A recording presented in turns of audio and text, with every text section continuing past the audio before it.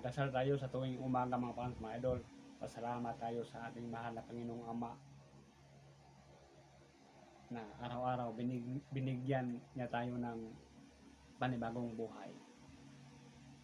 Kaya nga sa pagtulog,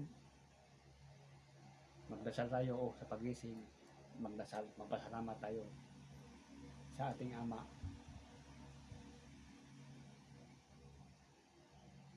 Kaya nga mga fans, mga idol, huwag natin kalimutan o galiin natin, lagi tayo magpasalamat sa ating mahal na Ama na hindi na tayo pinabayaan, ginising na tayo araw-araw, binigyan na tayo ng panibagong buhay.